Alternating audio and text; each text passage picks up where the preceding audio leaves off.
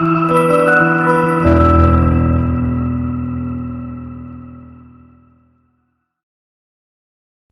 दोस्तों, welcome to साइंटेक biology. दोस्तों, आज के वीडियो में हम अपने रेस्पिरेटरी सिस्टम के बारे में बात करेंगे।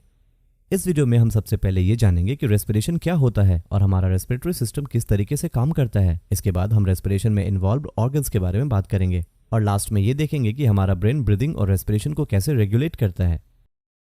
दोस्तों, प्रत्येक लिविंग्स को जीवित रहने के लिए ऑक्सीजन की आवश्यकता होती है। यही ऑक्सीजन सेल्स तक पहुंचकर फूड को ऑक्सीडाइज कर ऊर्जा पैदा करती है। रेस्पिरेशन एक ऐसी प्रोसेस है जिसके द्वारा मनुष्य एनवायरनमेंट से ऑक्सीजन को लेते हैं तथा सेल्स में कुछ केमिकल रिएक्शन के परिणाम स्वरूप उत्पन्न हुई कार्बन डाइऑक्साइड को बाहर निकालते हैं। दोस्तों, एक हेल्दी एडल्ट प्रति मिनट 250 ml ऑक्सीजन ग्रहण करता है तथा 200 ml कार्बन डाइऑक्साइड को छोड़ता है। दोस्तों, सांस लेने के दौरान ऑक्सीजन युक्त हवा नाक और मुंह से फेफड़ों तक जाती है। सांस छोड़ने के दौरान कार्बन डाइऑक्साइड और अन्य वेस्ट उसी रास्ते से बाहर निकल जाती है। फेफड़ों में हवा को अंदर और बाहर ले जाने के इस प्रोसेस को पल्मोनरी वेंटिलेशन कहा जाता है। फेफड़ों में ऑक्सीजन एल्वियोली के थ्रू ब्लड स्ट्रीम में जाती है और उसी समय कार्बन डाइऑक्साइड ब्लड स्ट्रीम से एल्वियोली में आती है और लंग्स से एक्सक्रीट हो जाती है। लंग्स और ब्लड के बीच गैसेस एक्सचेंज के इस प्रोसेस को एक्सटर्नल रेस्पिरेशन कहा जाता है। वहीं इंटरनल रेस्पिरेशन में गैसों का एक्सचेंज कैपिलरी में फ्लोइंग ब्लड तथा टिश्यू के बीच डिफ्यूजन के माध्यम से होता है। दोस्तों, रेस्पिरेटरी सिस्टम हमारे बॉडी में पल्मोनरी वेंटिलेशन, एक्सटर्नल और इंटरनल रेस्पिरेशन, ऑल्फैक्शन और फोनेशन को सपोर्ट करता है। दोस्तों, चलिए अब ये जान लेते हैं कि हमारा रेस्पिरेटरी सिस्टम कैसे काम करता है। दोस्तों, रेस्पिरेशन के मुख्य रूप से 2 स्टेप्स होते हैं। पहला, जिनमें हम सांस लेते हैं और दूसरा जब हम सांस छोड़ते हैं। दोस्तों, जब हम सांस लेते हैं तब हमारी सांस में सिर्फ ऑक्सीजन ही नहीं आता बल्कि कार्बन डाइऑक्साइड और नाइट्रोजन जैसी अन्य गैसें भी आती है, परंतु हमारा शरीर सिर्फ और सिर्फ ऑक्सीजन गैस का यूज करता है और बाकी सारी गैसों को बाहर निकाल देता है। दोस्तों, जैसे ही हम सांस लेते हैं तो हमारा डायफ्राम नीचे की तरफ चला जाता है जिससे हमारे फेफड़ों को फैलने के लिए जगह मिल जाती है और जैसे ही लंग्स फैलते हैं तब हवा साइनस से होती हुई फेरिंग्स तक चली जाती है। दोस्तों, साइनस हमारे सर में हड्डियों के बीच में एक एरिया होता है। जब हम सांस लेते हैं तब साइनस हवा के टेम्परेचर को संतुलन में रखता है और हवा में प्रेजेंट डस्ट पार्टिकल को हमारे शरीर के अंदर जाने से रोकता है। इसके बाद हवा विंड पाइप से होती हुई हमारे फेफड़ों तक पहुंचती है। लंग्स बाहरी हवा में से ऑक्सीजन को एब्जॉर्ब कर हमारे शरीर के ब्लड में मिला देते हैं। ब्लड द्वारा यह ऑक्सीजन टिश्यू तक पहुंचता है और टिश्यू द्वारा यह ऑक्सीजन सेल्स तक पहुंचता है। इसके बाद सेल्स ऑक्सीजन का इस्तेमाल ऊर्जा बनाने के लिए करती है। सांस छोड़ने से पहले शरीर में ऑक्सीजन और कार्बन डाइऑक्साइड का एक्सचेंज होता है। जब कोई व्यक्ति सांस छोड़ता है तो डायफ्राम सिकुड़ता है और फेफड़ों पर दबाव पड़ता है जिससे हवा बाहर निकल जाती है। दोस्तों, ह्यूमन में रेस्पिरेटरी सिस्टम को 3 पार्ट में डिवाइड किया गया है। अपर रेस्पिरेटरी पार्ट जिसमें माउथ, नोज, फेरिंग्स और लेरिंग्स इंक्लूडेड है। लोअर रेस्पिरेटरी पार्ट में विंड पाइप यानी कि ट्रेकिया, लंग्स, ब्रोंकाई, ब्रोंकियोल्स और एल्वियोली इंक्लूडेड है। और तीसरा पार्ट रेस्पिरेटरी मसल्स का होता है जिसमें मेनली डायफ्राम आता है। इसके अलावा इसमें इंटरकोस्टल मसल्स, रिब केज और एब्डोमिनल मसल्स भी इंक्लूडेड है।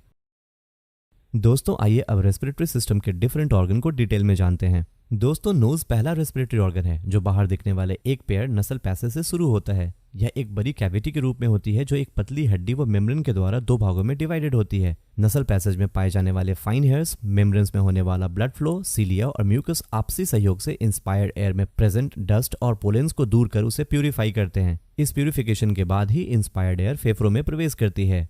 दोस्तों, माउथ रेस्पिरेटरी सिस्टम में एक सेकेंडरी ऑर्गन के तौर पर कार्य करता है। वैसे तो श्वास लेने में मुख्य भूमिका नॉस्ट्रिल की होती है, परंतु आवश्यकता होने पर माउथ भी श्वास लेने के काम आता है। दोस्तों, रेस्पिरेटरी सिस्टम में एयर के लिए नसल कैविटीज के पीछे लेरिंग्स तथा फूड के लिए माउथ से इसोफिगस तक का मस्कुलर ट्रैक्ट फेरिंग्स कहलाता है। दोस्तों, फेरिंग्स के 3 भाग होते हैं। पहला, नेसोफेरिंग्स जो कि नॉस्ट्रिल के ठीक पीछे रहता है। इसकी पिछली दीवार पर लिम्फॉइड टिश्यू होते हैं जिन्हें फेरेंजियल टॉन्सिल्स या एडेनॉइड्स कहा जाता है। कभी कभी यह टिश्यू बढ़कर फेरिंग्स में रुकावट पैदा कर देते हैं जिससे बच्चे मुंह से सांस लेने लगते हैं। दोस्तों, ओरोफेरिंग्स फेरिंग्स का माउथ पार्ट होता है। दोस्तों, लेर्निकोफेरिंग्स फेरिंग्स का पोस्टीरियर पार्ट होता है जो हायोइड बोन से लेरिंग्स के पीछे तक रहता है। फेरिंग्स के इसी भाग से रेस्पिरेटरी सिस्टम और डाइजेस्टिव सिस्टम अलग अलग हो जाते हैं। आगे की ओर से एयर लेरिंग्स में जाती है और फूड्स पीछे की ओर से ईसोफेगस में जाता है। दोस्तों, लेरिंग्स, फेरिंग्स और ट्रेकिया को जोड़ने वाली एक छोटी सी स्ट्रक्चर है। यह 9 टाइप्स की कार्टिलेज से मिलकर बना होता है। फूड्स को निगलने के दौरान एपिग्लोटिस लेरिंग्स के कवरिंग के तौर पर कार्य करती है तथा फूड्स को लेरिंग्स में जाने से रोकती है। दोस्तों, लेरिंग्स में वोकल कॉर्ड नाम का एक स्पेशल स्ट्रक्चर पाई जाती है। वोकल कॉर्ड म्यूकस मेम्ब्रेन होती है जो कि हवा के बहाव से वाइब्रेशन पैदा कर अलग अलग तरह की साउंड प्रोड्यूस करती है। दोस्तों, लोअर रेस्पिरेटरी ऑर्गन में सबसे पहला स्ट्रक्चर ट्रेकिया है। इसे विंड पाइप भी कहते हैं। यह एक सिलिंड्रिकल ट्यूब होती है। इसकी लंबाई 10 सेंटीमीटर होती है और इसमें 16 से 20 कार्टिलेज के इनकम्प्लीट रिंग होते हैं। दोस्तों ट्रेकिया अंत में दाईं और बाईं ओर की ब्रोंकाई में डिवाइड होती है। प्राइमरी ब्रोंकाई फेफड़ों में जाकर छोटी ब्रांच में डिवाइड हो जाती है जिसे सेकेंडरी ब्रोंकाई कहते हैं, जो फर्दर टर्शियरी ब्रोंकाई में डिवाइड होती है। दोस्तों प्रत्येक टर्शियरी ब्रोंकाई छोटी छोटी ब्रोंकियल्स में बढ़ जाती है। ये ब्रोंकियल्स फेफड़ों में फैले रहते हैं। हर ब्रोंकियल्स आगे चलकर छोटी टर्मिनल ब्रोंकियल में डिवाइड होती है। ब्रोंकाई और ब्रोंकियल्स मिलकर एक ट्री लाइक स्ट्रक्चर बनाते हैं जो बहुत सी ब्रांचेस में डिवाइड होती है। इन ब्रांच के अंतिम छोर पर एल्वियोली पाए जाते हैं। गैसों का एक्सचेंज इन एल्वियोली के माध्यम से ही होता है। दोस्तों लंग्स फ्लेक्सिबल, सॉफ्ट और लाइट पिंक कलर के होते हैं। ये एक पेयर के रूप में शरीर के थोरैसिक रीजन के दाएं व बाएं भाग में डायफ्राम के ठीक ऊपर होते हैं। राइट लंग्स लेफ्ट लंग से लंबाई में थोड़ा छोटा पर कुछ अधिक चौड़ा होता है। दोस्तों लेफ्ट लंग 2 लोब्स और राइट लंग्स 3 लोब्स में डिवाइड होता है। प्रत्येक लंग्स स्पॉन्जी टिश्यू से बना होता है जिसमें कई कैपिलरीज तथा करीब 30 मिलियन एल्वियोली पाई जाती है। दोस्तों लंग्स का मेन फंक्शन एनवायरनमेंट से ऑक्सीजन लेकर उसे ब्लड सर्कुलेशन में प्रवाहित करना और ब्लड से कार्बन डाइऑक्साइड को एब्जॉर्ब कर उसे एनवायरनमेंट में छोड़ना है। गैसों का यह एक्सचेंज एल्वियोली में ही होता है। दोस्तों लंग्स में गैसेस एक्सचेंज के लिए कुछ मसल्स की आवश्यकता होती है। ये मसल्स श्वास को लेने व छोड़ने में मदद करती है। मुख्य रूप से ब्रीदिंग के लिए डायफ्राम होता है। दोस्तों डायफ्राम स्केलेटल मसल से बनी हुई एक पतली चादरनुमा स्ट्रक्चर है जो थोरैसिक साइड्स की सतह पर पाई जाती है। डायफ्राम के कॉन्ट्रैक्शन से एयर नॉस्ट्रिल से होती हुई लंग्स के अंदर एंटर होती है और डायफ्राम के रिलैक्सेशन से एयर लंग्स के बाहर निकल जाती है।